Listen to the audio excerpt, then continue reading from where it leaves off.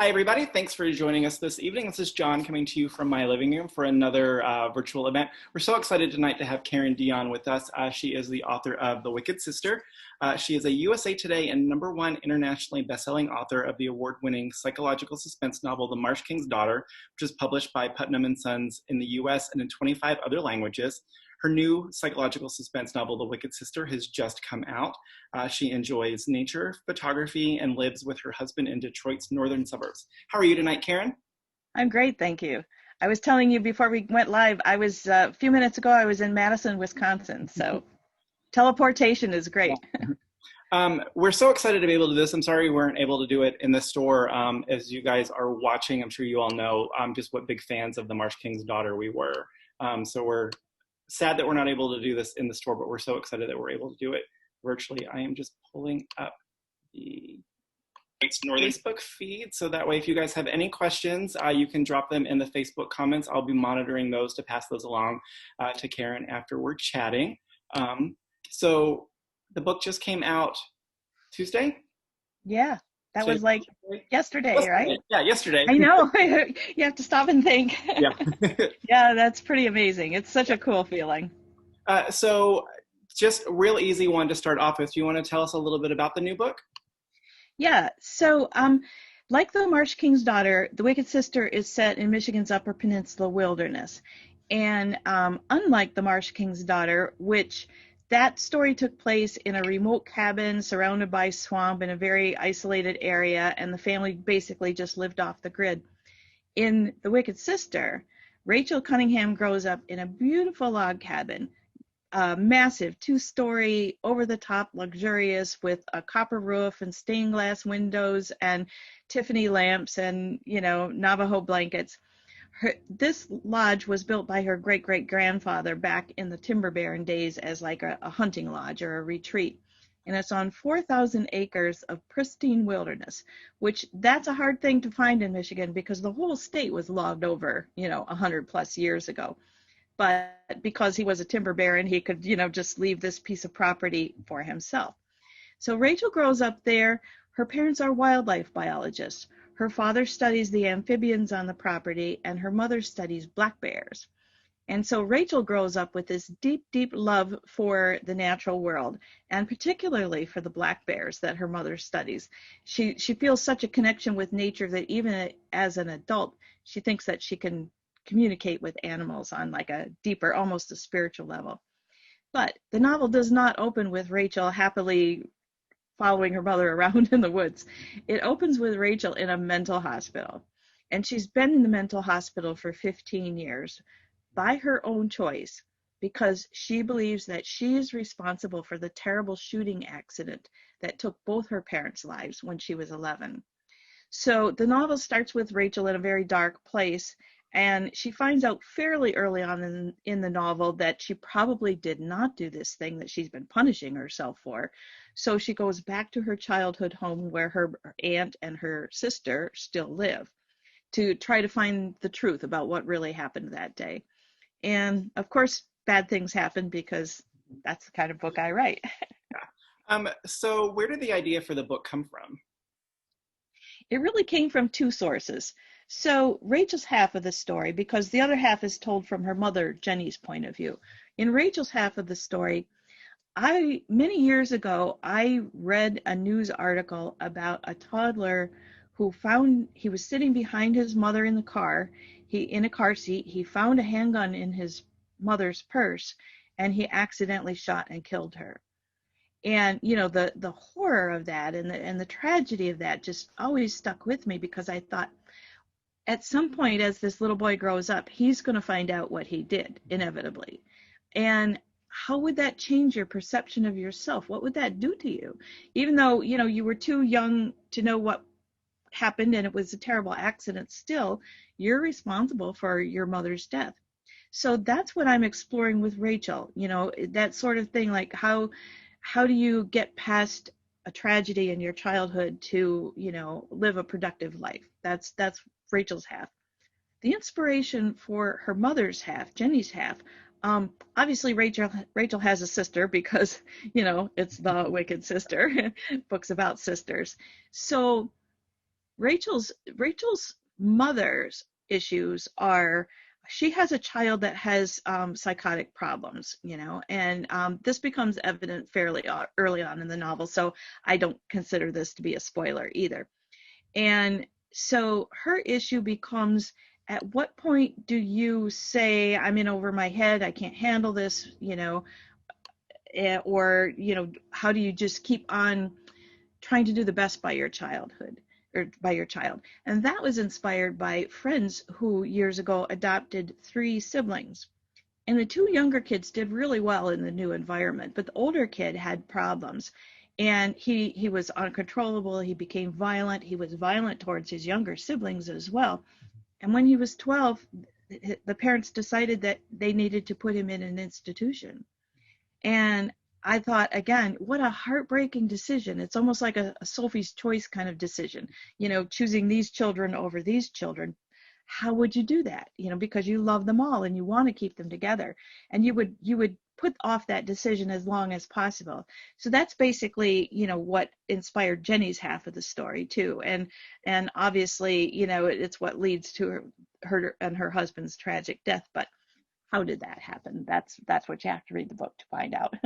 It always fascinates me how just something as simple as like a newspaper article can kind of trigger that like what would happen next thing. So like kind of as you're reading stuff, do you just kind of hang on to those ideas to potentially use later?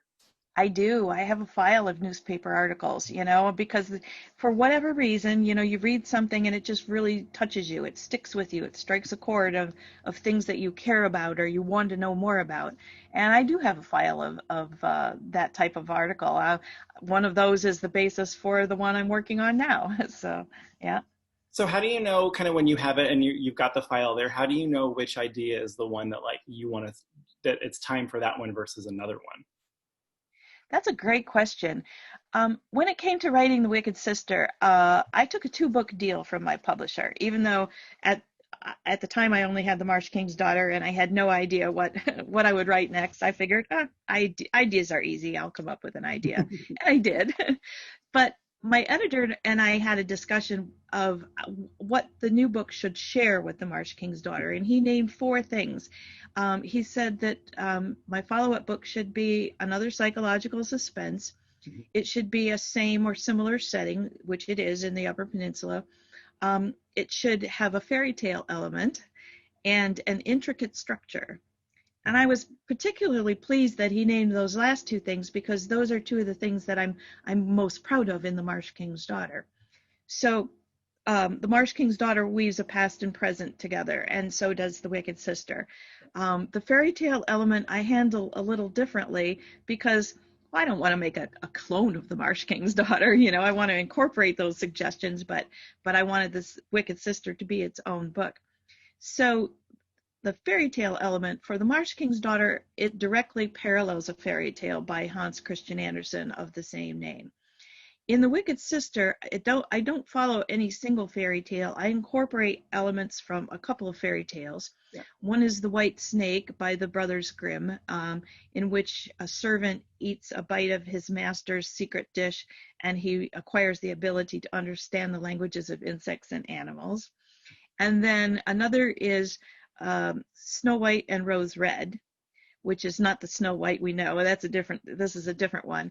And it's about 2 sisters who befriend a bear one winter. And so, there's elements of that in the book too. But also what I wanted to do was make the whole novel almost a fairy tale unto itself. Yeah. And so there are a lot of fairy tale tropes that I'm using in the story. Like I said, it takes place in this beautiful hunting lodge in the middle of this wilderness. That's like the castle in the forest, right? That often shows up in fairy tales. And then the sisters, Rachel and her sister Diana, there's a rivalry between them, like Cinderella and her stepsisters, and so, and then even with like talking animals, there are talking animals in the book. That's a fairy tale element too. So, and one of the things I love, it seems like kind of fairy tales would kind of lend themselves well because, you would think, well, if you're thinking Disney versions of them, then if you're taking them into a psychological suspense, you're making them darker. But really, they're so dark anyway. It seems like that's like kind of a perfect thing to use in kind of a thriller like this. They really are. And I cut my teeth on fairy tales, and the dark versions Mm. of Hans Christian Andersen and the Brothers Grimm. And often when I do book events, I ask, the audience, did they grow up reading fairy tales? And everybody's hands go up. So there's that. I think that's why they really resonate with readers too. Plus, fairy tales, you know, most of them there's the happily ever after, right? Mhm. The Yeah. villain gets their comeuppance, and the hero or heroine overcomes adversities. So that really resonates with me and with other readers too, I'm sure. Yeah. So both of the titles then, so the Marsh King's Daughter and the Wicked Sister both have kind of very fairy tale kind of feels to it. How, was that, or how hard was it to come up with one that kind of fit that?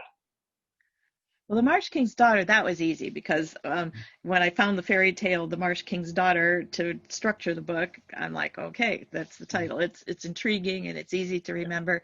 We really struggled for The Wicked Sister, and it was actually my editor's assistant who came up with that title in a brainstorming session. So, yeah, and I like what you said, that it has a fairy tale feel to it. It sounds like it could be a Grimm's fairy tale. Yeah. Which I didn't think of at first, and then as though we were talking, I'm like, oh, that's really cool. How it's a really cool way to kind of brand yourself, but it not also be like have the same word in every title or something like that, and Right, kind right. of lock you Yeah, into that.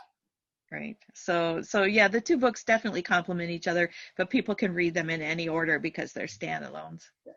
Um, so I so you've done mostly standalones. I know you did a couple of novels based on The Killing, but what is it about standalones that you like versus writing versus trying to write a series? I think it speaks more to me as a person. I'm very easily bored, and I just can't imagine staying with the same characters for more than one book. Certainly in The Marsh King's Daughter, I told Helena's complete story in that book. There were so many dramatic things that happened. It's hard to imagine Mhm. anything more I could have written about. But I do like starting fresh. It's more challenging because it takes time to find the characters and discover who they are and what do they want and all these different things. The process of writing a novel is a process of constant decisions, right down to the word, sentence and word level. Are you going to choose a single syllable adjective or two syllables for the rhythm of the sentence? All these decisions. But yeah, I do like the challenge of starting fresh and creating new characters. One of the things that I feel like that doesn't get talked about a lot with mystery fiction as opposed to like science fiction or fantasy is that element of world building, that you do still have to create an entire world. And yes, it might not be like magic systems and spaceships and things like that, but you're still trying to like basically create a world um, from scratch. And I think that's a really cool thing. I love hearing authors talk about that process. Um, you mentioned that Rachel's mom is a wildlife biologist. Can you talk a little bit about the research that you did for her character? Yeah, well, before I started, okay, backing up to high school, I loved science. And I think, had I continued all the way through university, I would have probably become a biologist myself. I just really love the natural world to that extent. So it's fun as an author to take something that you love and give that to your character, because then you learn more about a subject that you're already interested in. And I know the area, the terrain, the landscape, and so I did have to do some research about bears, in particular. And when I don't think I touched on this, but I did live in the Upper Peninsula for 30 years, and my husband and I homesteaded in the early years. We built a little cabin and sort of didn't entirely live off the grid, but somewhat like that. And when I lived there were a couple of occasions where I could have seen bears in the wild if I had wanted to. One in particular, yes, exactly. One in particular, I had my infant daughter in a backpack carrier, and I was going down an overgrown road to where there was an old apple orchard. I wanted to pick some apples and some choke cherries to make some jelly. And so I'm walking along and I came upon a pile of bear dung with, I could see the cherry pits in there. So I knew where the bear had been. but it wasn't too fresh, so I wasn't too worried about it. And I kept going, and another pile was fresher, another pile was fresher. Came a point where I decided, that pile's practically steaming. I think I'm going to go home today. So, turn around and go back. I'm sure I could have seen a bear that day had I wanted to, but not with the baby on my back. So I went to, there is a bear rescue facility in the Upper Peninsula, actually not far from where I set my novels. And it's been in operation for, boy, I want to say 30 or 40 years. They don't do any breeding. It's strictly rescue, bears that maybe they were in captivity and, people can't handle them anymore, like a little roadside zoo, or a cub that's mother is killed. So I went to this bear ranch and, talked to the owner, and it was so interesting. I really wanted to go in one of the bear enclosures with him, like when they feed the bears, but, their liability insurance won't let you do that. Yeah. But one of the cool things I found out from him about bears is that how many bear cubs a mother has in the winter depends on how well fed she is the summer before. There's something called delayed implantation of her fertilized eggs, and so that was kind of cool, and I used that in my novel. But the other thing that was fun about Oswald's Bear Ranch, in the summer they work so hard to feed these bears. They have maybe 40 or 50 bears altogether. And so they collect food scraps from area hospitals and schools and grocery stores, and all this, because bears will eat anything. They eat meat scraps and vegetation. So they work so hard in the summer to feed these bears, but come fall, there's nothing for them to do all winter because the bears go to sleep. So Carol just asked in the comments on Facebook, kind of talking, she said, interesting premise for the book. Did you consult with any psychologist while you were working on it? I didn't. I did read a lot about psychopathic children, however, and there's a discussion forum called Quora where people can ask questions, and there are people that purport to be psychopaths who will answer questions, about like, what emotions do you feel when your girlfriend breaks up with you? The answer being nothing, because that's the core thing about a psychopath. And in the book, I wanted to depict this psychopathic child realistically.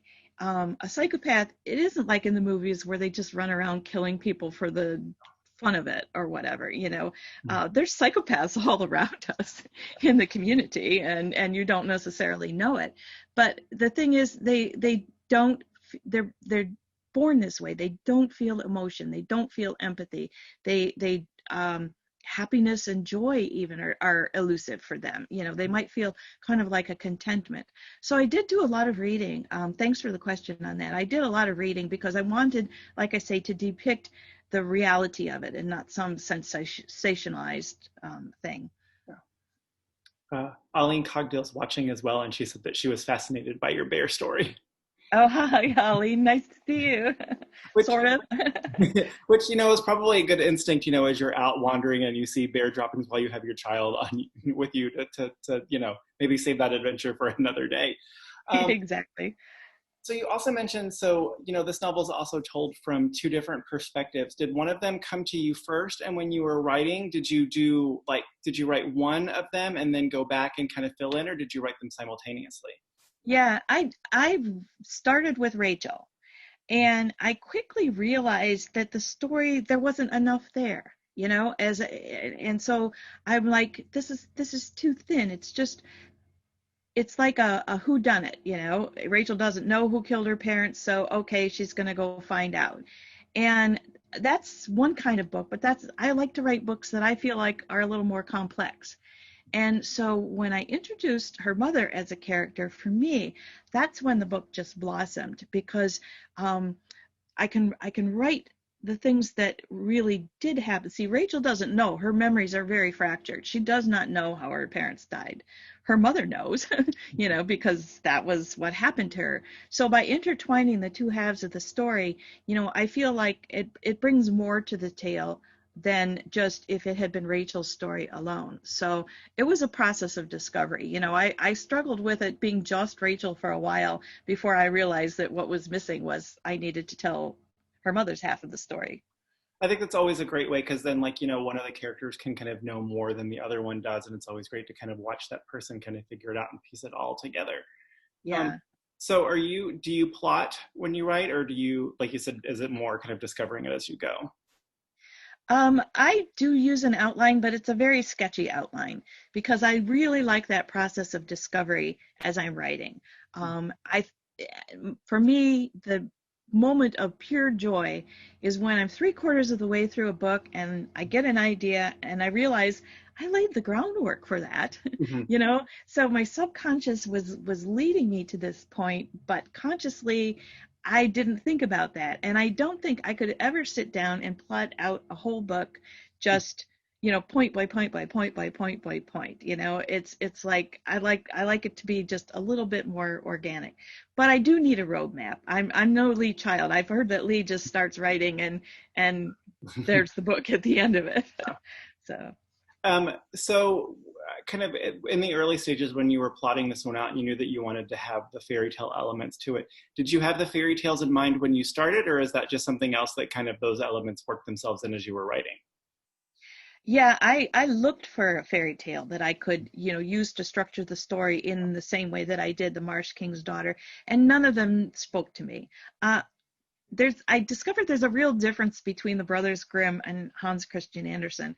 The Brothers Grimm tales are very spare and they're generally very short, whereas Hans Christian Andersen has this beautiful, lush language that, you know, I put chunks of the fairy tale in the Marsh King's Daughter because the language was just so gorgeous, Mhm. even when it's describing something not too pretty, like the opening segment for the Marsh King's Daughter. It opens with a beautiful Egyptian princess who's sitting on a stump, and the stump turns into the Marsh King, and he drags her under the water. And the last sentence is, "Great black bubbles rose from the slime, and with these every trace of the princess vanished." And I'm like, oh, that's so cool. So I just wasn't finding a fairy tale that would speak to me in that same way. Mhm. So that's why I decided to, you know, handle the fairy tale element the way I did, make the whole book kind of give it a fairy tale vibe and use bits and pieces. Be- yeah. So what was the process, going back to the Marsh King's Daughter, what was the process then to be able to get the rights to be able to use the text from Anderson in the book? Well, you just have to find a translation that's old enough that it's in the Ah, public domain. yeah. And initially, the version I was using from my childhood books, which are right back here behind me, that wasn't old enough. So, yeah, you just have to find an older version, then you could use it. I've got mine. I've got the one that I would read at my grandmother's house when I was young on my bookcase in my There you go. office too. So That's um, cool. let's see. Um, so when you were, you know, you're talking about when you write, you're kind of figuring out as you go along, and you love that moment, kind of where you have figured it out. As a reader, when you're reading mysteries, are you trying to figure it out as you go along, or are you just kind of along for the ride and waiting to see what happens? I put myself in the author's hands. I'm just along for the ride. I know from reading reviews of my novels, you know, some people say, "Oh, I could see where it was going," and you know, and sometimes you can, but Yeah. let's face it, you know, a good mystery or thriller, it has to surprise the reader, right? You Mhm. know, I think that's one of the most important things. A long time ago, I heard Jonathan Karp speak at a writers' conference, and what he said has always stuck with me, and that was novels should be novel. Mhm. They, you know, with that element of Yeah. surprise to them. Yeah. So, yeah, And I try to do that when I write, and then when mhm. I read, I just kind of sit back and enjoy the ride. And you know, I think that's one of the things, like, yeah, a lot of times you could potentially start to see what's coming, but hopefully, like, you're sort of supposed to, because I think kind of the worst thing is like when you get to the end of something, you're like, where did all of this come from? Like, I didn't see any of this. You know, there definitely has to be some of that groundwork laid in there. Um, so how much of that, like you said, you know, a lot of it you kind of discover when you get into the end, that kind of that groundwork has been laid. But do you have to go back and kind of leave any other little clues here and there? in the writing process? Not usually. That's an interesting thought. I never really thought about that. I don't have to, I don't generally like come up with an idea at the end and then go back and set up for it. Usually I've been setting up for things all along and maybe haven't quite realized how they're all going to come together. So, yeah, that's interesting. So, when you are also as a reader, do you read within the mystery genre, or do you try to stay away from it when you're writing? I am inspired by the books that I read. So yeah, I do read within my genre. I also read for pleasure, if you want to call it that. I like to read every year several National Book Award winners, nominees, Yeah. Booker Prize winners, Pulitzer Prize winners, because I call it reading up, not to denigrate my genre, but these are books that won major prizes. There has to be something really special about them. So I want to be inspired, by the books that I choose to read for pleasure. So, Jessamine Ward and Colson Whitehead and these kinds of books are really inspiring to me. What's also inspiring to me is a really good movie or a television show. When the writing is good and when you're all caught up in the story and, it's just such a good experience. I usually, let's say I watch a movie before going to bed at night. I go to bed and I'm like, oh, I got an idea. Oh, I got an idea. So books the same way. If I read something that's really, really good, it inspires me to write my own work. I don't worry about copying tone and voice and so forth. I think I'm far enough along as a writer that I have my own voice and it doesn't bleed in. So I just completely went blank for the question I was going to ask you. Yeah, it's just gone. Sorry about that. Come on, somebody in the audience, post a question. So so we had somebody ask this in one of our earlier chats, and it's become one of McKenna and I's favorite questions. So P.D. James mentioned that there are 4 different motives for mysteries. There's love, lust, lucre, and loathing. Do you agree? And do you have a favorite, or maybe one that you think she left out? Love, lust, lucre, and loathing. Where would revenge fit in? Yeah, that's actually, out of everybody that asks people, that's the one that people are always like, revenge is not in there anywhere. So I guess maybe loathing could be revenge, kind of. Maybe, yeah. Well, I was going to comment earlier about like the difference between mysteries and thrillers because we were talking about knowing where the story is going, and I had a thought on that too. And that is, there's a lot of talk about what's the difference. The way I see it, a mystery, of course, is a whodunit. You have a crime and then you have to figure it out. And so it depends a lot on plot twists and red herrings and so forth. A thriller is more of a, how are they going to get out of it? So, the reader already knows a lot about the story. For instance, in The Marsh King's Daughter, from the first page, you know that she grew up in this cabin and she's now an adult and they left when she was 12. So, the whole half of the novel that feeds in that backstory tells you, how that happened, how she came to leave the marsh. And so it's a lot like that with The Wicked Sister too. I give quite a bit away in the opening pages of The Wicked Sister. And I don't mind doing that with the reader because, my stories don't depend on the surprise element of plot twists. It's more of almost like a psychological study, these are, yeah. That's a really great distinction. I've never heard them described that way, and that's really cool now to think about it. Yeah.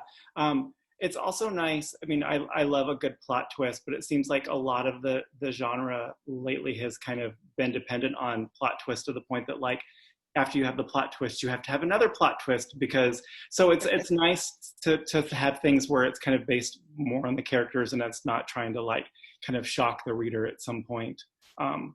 Because I also find a lot of times, like, even if you just know, like, if people are like, oh, you'll never believe the twist in this book.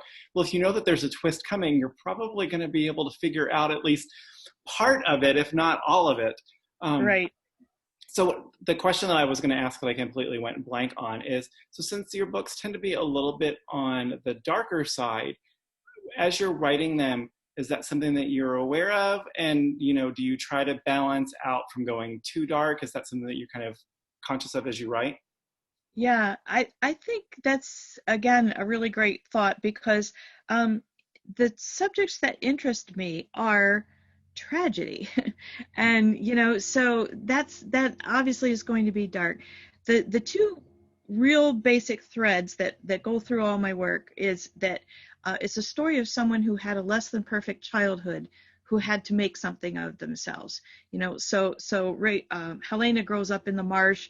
Her father's a criminal or rapist, and so forth.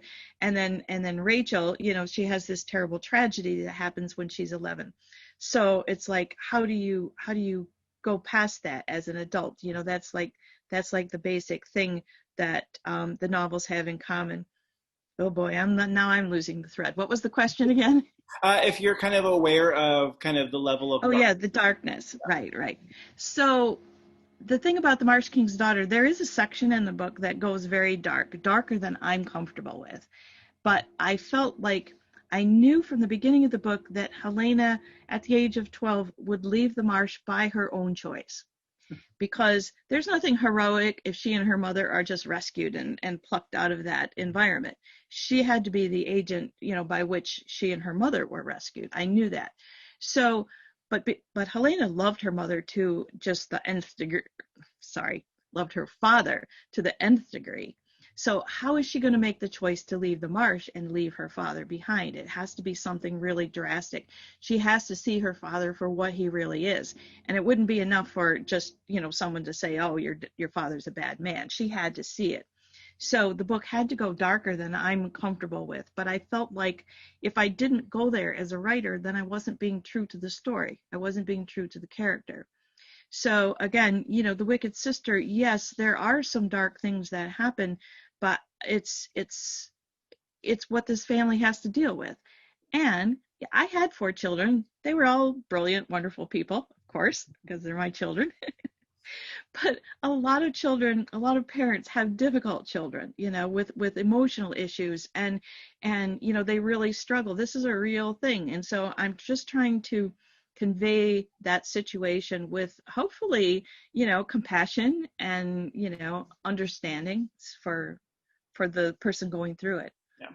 Yeah, and I think I think thrillers and kind of stories in general, there's such a great place to be able to kind of tell those stories in a way, I don't want to say a low stakes way, but in a way that like people can kind of read them and kind of learn more about them, but also kind of empathize and kind of work through some of those things in a way that's kind of not kind of their own issues, kind of gives them a safe space. Yeah, right. And I do think there's a certain pact with the reader, between the author and the reader, that it's all going to end well in the end, right? So. If you guys are just joining us, we're talking with Dionne about her newest book, The Wicked Sister. If you have any questions, you can drop them in the comments. If you missed the first part of the chat, once we're done, Facebook will have it live, have it archived, so you'll be able to watch from the beginning, as well as all of our other author events. Also wanted to mention, Karen was kind enough to sign some signed book plates for us. So if you order a copy of The Wicked Sister or even Marsh King's Daughter in paperback, which we've got plenty of, I will send you a book plate. So switching gears slightly, I wanted to ask a little bit about what kind of publishing a book in the middle of a pandemic has been like for you. It's been different, that's for sure. When the pandemic hit, obviously the authors who had books coming out right then, they saw their whole tour just poof go up in smoke, everything canceled. For a long time, I and my publisher were holding out hopes that things would have calmed down enough by August, that I could do some real world events. Obviously that's not the case. And so everything has gone virtual. It's a couple of things, there's some disappointment because I love to travel. I've been to your bookstore and I would love to be there again. And the thing that I really miss, I know that, in theory, we can reach a wider audience with the internet, the virtual events, but I can't see anybody except you. I can't. And even if I'm doing a bookstore event and there's 100 people there, afterwards, I still interact with everyone one-on-one, who wants to wait around through the signing line. Mhm. So that part I really miss. I'm looking into the screen at you, and I'm imagining, people and sitting in the store, but I'll be really happy when we can go back to real world events again. Yeah, that's one of the I think the hardest things for us is, books, it's such a getting to interact with people and it's such a communal thing. So to be able to do it, it's great that we're still able to chat with you and we're able to interact with people on Facebook, but it really kind of takes that personal feel away. It's so weird to us. I think the last author event we had actually in store was Deanna Rayburn on March 13th. And so for us to go that long, I mean, we've had a couple of local authors that have been able to just drop by and kind of socially distance mask sign some stock for us for stuff. But it's been so weird, like that like week in March when, publicists were pulling all of their authors in. Like there was a week where I was just afraid to go anywhere near my email because it would be like, we have to cancel this one. We have to cancel this one. And the event that we have tomorrow night with Laurel K. Hamilton, her publicist, we'd been talking in March and we were like, well, hopefully this will all blow over again and we'll be able. And so when I was reaching out to her again, I was like, oh, we were so dumb. We thought that like by June or August, we would be able to have these events again. And it's clearly not going to happen. Was there any talk about potentially moving your publication date? Not mine. So I was happy about that. I think partly there's a long period of time between my two books, and so I hated the thought of making readers wait any longer. So we went ahead with the publication date that we had planned. We did chose this publication date because I have a lot of readers and fans in Michigan, because it's a Michigan set book and I'm a Michigan author. And so I was going to do a lot of real world events in Michigan. And that's why we chose August, because the tourists are in northern Michigan and it's a busy hopping place. So there were a couple of events that, involved like a 400 seat auditorium, and I wanted to know if I could really fill a 400 seat auditorium. But at the same time, if I couldn't have, now I'll never know. So there is that. Yeah. So Tori Eldridge is watching and she says that the parent-child struggles were key and fascinating. So much tension, she loved it. And I wanted to mention, if you guys are watching, we are very close to getting something set up with Tori. So keep an eye on the Murder by the Book newsletter, and hopefully we'll have some information about a date for an event with her really soon. Yeah, I read her first novel, The Ninja's Blade, was it? Yeah, it was fantastic. Really excited. Hi, Tori. She was one of the first books that we sold out of at BoucherCon last year in Dallas. And she says she, for one, was very excited to read it, and she very much appreciates Putnam not making everybody wait and changing the publication date. We feel like at the store we finally have a grasp on release dates now, because just so much stuff moved in like June and early July that like we would be like, oh, this book was supposed to come out. It didn't come out. Okay, so it must have changed. So now like things are kind of back, kind of on track. And it's so hard because, there are so many authors who, like the people that do stuff every year, like they have like their slot. So it's hard to kind of move. And if you push that back, then other stuff gets pushed back too. What's writing been like for you with everything going on? Are you still able to actually kind of focus and get some writing done? Yeah, now I am. I really struggled in the beginning, and I've talked to a number of my writer friends, and many of them had the same experience. There was so much uncertainty and really horror at the things that were happening in the world, right? And so to sit down in the chair and care about telling a story about characters that don't exist, and the bad things that were happening to people that we're making up in our head, where all around us, people are losing their jobs, they're losing their lives. It was so overwhelming. I couldn't write. I would write maybe a sentence a day. Yeah. It was terrible. But I think it's interesting, what brought me out of that was reading a book. I was sent a manuscript to read, and I'll give her a plug here because I love the book so much. It's called The Girl in the Mirror, and it's by Rose Carlyle, and it comes out in October. And it's set in Thailand and the Seychelles, Rose herself is a sailor, and so most of the story takes place on this beautiful sailboat that her two characters, who are sisters, it's a twin story. They're sailing this sailboat from one place to another, and only one of them comes back. So, what really happened out there on the ocean, which twin is it, and so forth. I was so caught up in that story, and I really enjoyed it, and it resonated with me when I finished, and I thought, yeah, that's what fiction does. Yeah. And so if her book could do that for me, I thought, well, I guess my books can do that for other people. So, there is a point to writing, and that inspired me, and I've been able to work really well ever since. So I just dropped a link to Girl in the Mirror in the comments Nice. on Facebook too. I was telling you before we got started, we actually finally got a box of ARCs from a publisher today, and we were all so excited that ARCs had come in because they just haven't had access to them, and that was one of the ones in there. So I'm definitely going to be grabbing that when I get back into the store on Friday. I'd love to know what you think after you read it, if you were as excited as I was. Yeah. Aline says she agrees about it too. So okay, there you go. She knows. Yeah. So can you tell us what you're working on next? Yeah, I'm working on another psychological suspense, also set in Michigan's Upper Peninsula, but I told you earlier I get easily bored. I want to change it up. So the first book took place in the marsh. The second book took place in the forest. This time I'm using Lake Superior, which is one of the Great Lakes, as the main geographic feature in the book. So this story takes place in a little town on the shore of Lake Superior.